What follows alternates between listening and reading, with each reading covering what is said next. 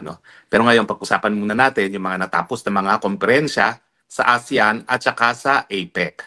Ano ba yung mga organisasyon na yan? Yan po ay mga organisasyon ng mga bansa na nagtitipon-tipon para nga mapaunlad ang kanilang mga ekonomiya. Naniniwala sila na susi sa pag-unlad ng bawat bayan na kasapi ng APEC at ng ASEAN ay ang malayang kalakalan at ang kooperasyon no, pagdating lalong-lalo na sa issue ng pangangalakal at siyempre yung pamumuhunan. So importante po itong mga pagpupulong nito dahil ang ASEAN po, kung hindi po ako nagkakamali, siya na po ang third or fourth largest trading bloc ng daigdig. Kasi nga po pag pinagsama-sama mo yung 11 na bansa constituting ASEAN at yung kanilang mga merkado, talagang ma-impluwensya na sila sa daigdig, no? Dahil pangatlo at pang-apat na tayong pinakamalaking trading partner.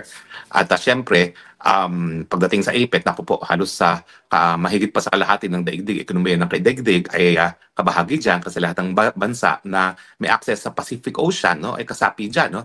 At ang ninanais nga dyan ay magkaroon pa ng mas malawakang mga merkado, ang mga bansa na kasapi na pareho ng APEC at ng ASEAN. Pero anong napansin natin sa ating Presidente Kuting dito sa ASEAN at sa APEC? Well, ang napansin po natin, para siyang saling pusa. Alam po na pag-usapan na natin na wala man lang siya dun sa larawan sa APEC, sa ASEAN. No? Ang importante po dun sa ASEAN, makita naman na kabahagi tayo ng ASEAN at tayo ay nakikisa dun sa layunin ng ASEAN na mapalaki nga ang ating merkado nang sa ganun, sabay-sabay tayong umunlad dyan sa ASEAN. Pero nakita natin na sa ASEAN pa lang, ibang tono ni Bangag Jr. No? Dahil ang tono niya ay inaaway niyang China. Samantalang lahat ng mga ekonomiya sa ASEAN, dahil sila lahat ay umunlad dahil sa China, lahat sila ay nagnanais ng mas mainit pa at mas malapit pang relasyon sa China. Nabanggit nga ng Prime Minister ng Malaysia na sana, at ito'y parang patama nga kay Marcos Jr., yung mga nais na makigulo sa China, bahala sila sa buhay nila, pero hayaan na ang iba't ibang bansa pa ng ASEAN na nais na mas malapit na relasyon sa China, ay patuloy na magkaroon ng masiglang relasyon sa China at magkaroon ng mas maunlad na ekonomiya. Nang sa ganun, mas marami sila ipapakain sa kanilang mga kababayan. So, yan po talaga yung naobserbahan natin. Walang pumapansin kay Marcos Jr. Doon pa lang sa ASEAN. Ang pinapansin nila, syempre, yung bida ron, yung hepe, yung namumuno ng East Timor, no? Dahil sila ang pinakabagong miyembro ng China. At syempre, yung pag-anunsyo ba na yung bansang Cambodia, Thailand at Malaysia ay zero tariff na, samantalang ang Pilipinas ay 19% tariff. Pag-usapan po natin yan. Ang akala kasi ni Marcos Jr., siya ay BFF ng Amerika dahil pinagamit niya ang teritoryo ng Pilipinas para maging ang Singapore warship or nuclear carrier no, laban sa China. Ang hindi niya naintindihan, ang politika ng daigdig ngayon, kung ikaw bigay ka ng bigay at hindi ka nagbibigay ng importansya sa iyong sarili, pagsasamantalahan ka. Yan pong nangyari sa Pilipinas. Ang Pilipinas kasi masyadong nagbigay sa Amerika, masyadong humahalik sa puwet ng Amerika, gusto pa nga ata ni Marcos Jr. na maging estado ng Amerika, hindi tayo pinansin ng Amerika. Bakit nga naman siya magbibigay ng concession sa isang bansa na alam naman niya na hindi na niya kinakailangan sa UN? Yan po ang susi. Yung mga bansa gaya ng Thailand, Malaysia at saka Cambodia, dahil sila ay nagpaligaw, linigawan sila ng Amerika at binigyan ng zero tariff. Napakalaking bagay po niya na hindi na tayo makakalaban sa kakompetensya natin na Cambodia at saka Malaysia at saka Thailand dahil pare-pareho naman ang in-export natin. Naku, sa Cambodia po, yung mga damit, mga sapatos, lahat po yan halos made in Cambodia. Hindi na makakalaban ang ating mga exports dito papunta rin ng Amerika kasi sa atin may pinapataw na 90% taripa, doon sa Cambodia wala. So ibig sabihin, bokya tayo pagdating doon sa pagkakaroon ng prutas o benepisyo doon sa di umano'y napakalapit na pagsasama ng Pilipinas at ng Amerika. So nasaan na ang kapalit ng ating mga base militar, Mr. Marcos Jr.? Akala ko ba dahil ikaw ay napakalapit sa Amerika, makakakuha tayo ng mga benepisyo. Nasaan ang benepisyo? Wala namang benepisyong nakuha ka dyan.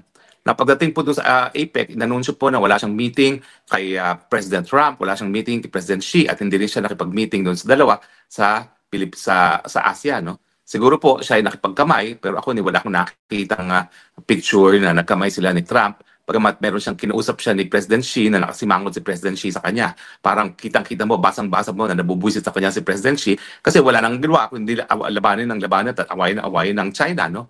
So anyway, ang nakita naman natin doon sa APEC talagang walang importansya ang Pilipinas. Wala tayong narinig tungkol sa Pilipinas at wala rin tayong nakita ang pagpupulong sa panig ni Xi at saka ni Trump doon sa APEC. Ang importante nakapagpulong ang Amerika at ang China at sila nakapag-ayos, no? Binaba nila ang mga taripa sa isa't isang mga produkto, nag-relax ng export ban ng China pagdating sa rare earth metals at saka nag-agree na bibili siya ng napakaraming soybeans sa mga Amerikano. Ibig sabihin, ang China, number one katugali na Amerika, hindi lang politically kundi economically, nakipag-usap sa Amerika.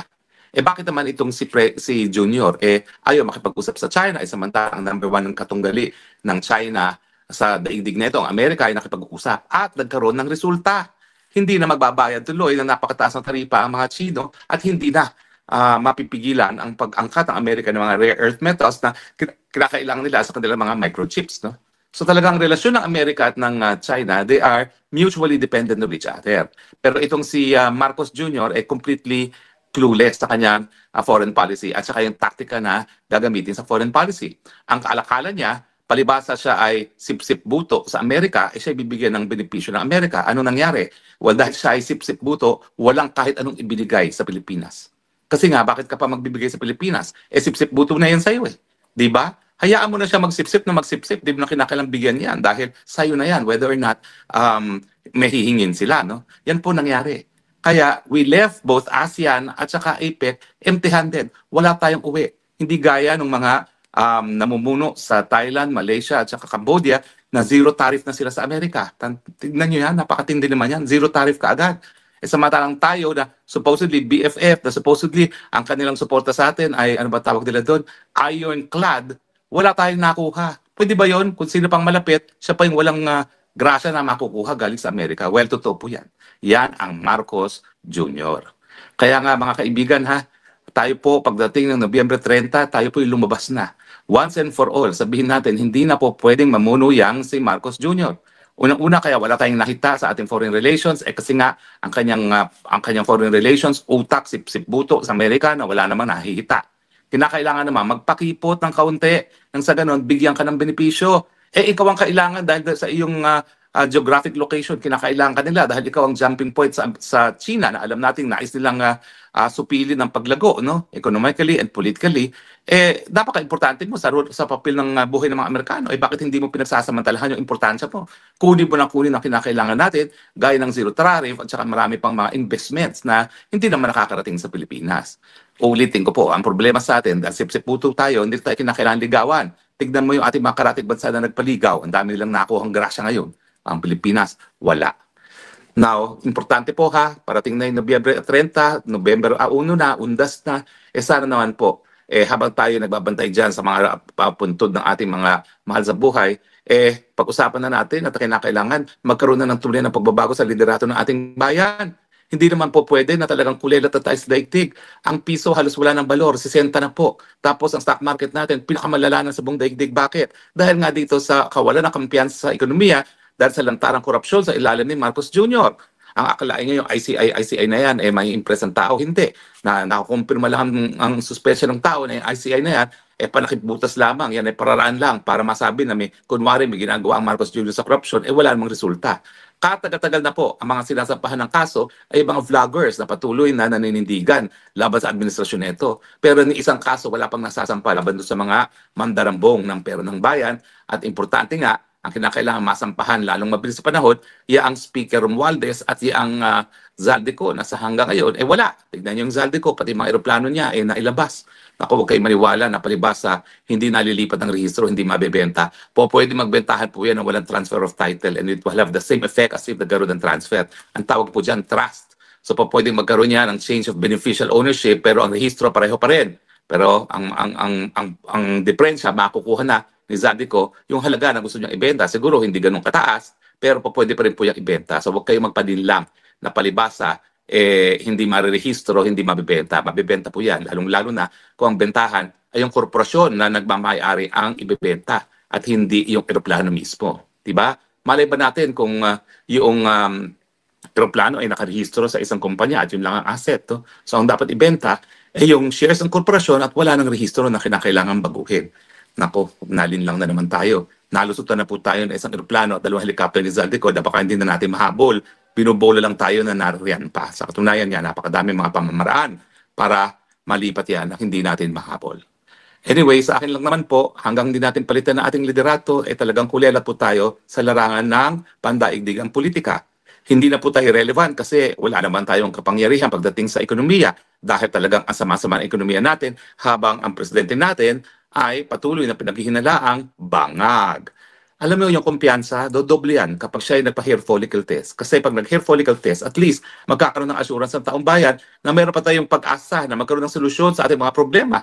Dahil ang presidente natin ay hindi bangag, hindi ko naman alam kung bakit ayaw pa niyang bigyan ng kasiguraduhan ng ating mamamayan na siya ay hindi nga bangag, di ba po? So anyway, bagsak sa foreign relations ang ating presidente. Bakit? Kasi palpak siya as a leader. Palpak siya sa leader sa Pilipinas, palpak siya sa leader sa banta ng buong daigdig.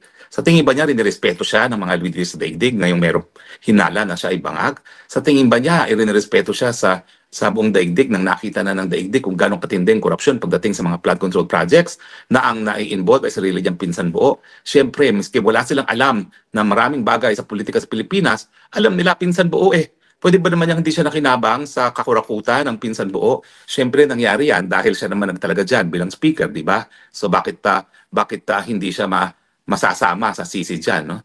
So anyway, para naman po tayo makabangon na at tayo magkaroon ng mas mataas na antas ng kabuhayan, gamitin na po natin ang ating kapangyarihan. Kung di siya magre-resign, sisantihin na po natin siya. May kapangyarihan po tayo o talaga nasa saligang batas yan na tayo ang tunay na soberenya. Pag tayo nagsisante, wala siyang magagawa. Tagawa na nga natin yan 2 beses na sa ating kasaysayan. Gawin na po natin 3 beses dahil hindi na po tayo makakapag-antay pagdating ng 2028. Abay, iniintriga po ako dahil nung sabi ko na kapag nag-antay ng elections in Inday Sara, baka hindi siya manalo. Ako'y naninindigan po doon. Pag hindi natanggal si Marcos Jr. bago ang 2028 at kapag nakaupo pa rin si Marcos Jr. sa 2028 at magkaroon ng eleksyon, hawak ni Marcos Jr. mga makina, hindi niya pananalunin si Inday Sara Duterte. Tandaan niyo yan. Kaya kinakailangan ngayon pa lang sisantihin na si Marcos Jr. para ang makina nasa kamay ng isang patas na COMELEC. Kinakailangan baguhin din ang komposisyon ng COMELEC kung nais natin na isang malinis na eleksyon. Nakita nyo naman talaga COMELEC ginagamit bilang sandata laban sa mga kalaban sa politika. O paano tayo mananalo niyan sa 2028 kung di matanggal si Marcos? Ulitin ko po ha, kapag natin si Marcos at siyang nagkokontrol sa makina ng eleksyon, hindi niya pananalunin si Inday Sara Duterte. Kaya nga, kayo mga dilawan dyan ha, na ayaw matanggal si Marcos Jr. dahil ayaw niyong sumunod na presidente si Inday Sara Duterte. Pag hindi ninyo tinanggal si Marcos Jr. ngayon at hindi pinaupo si Inday Sara, Marcos forever po ang resulta dyan. Yan naman po ay natutunan natin sa ating kasaysayan. So hindi na po nakakapagtakayan. So ano pang inaantay ninyo? Pwede ba ho? Alam ko kayo yung mga nasa sementeryo. Pagdating ng Nobyembre 30, maghatak na kayo ng mga kababayan nyo, mga kaibigan nyo, at ilabas na po natin lahat ang ating lakas at ang ating galit. Okay? Nawawalan na po ako ng signal, so ako yung magpapaalam na. Maraming salamat po. Kinakailangan, bagong leader, bagong simula sa ating mahal na Republika ng Pilipinas dahil masyado na po tayong binaboy na isang administrasyon na tayo po'y pinagdududahan kung sila ay nasa tamang pag-iisip.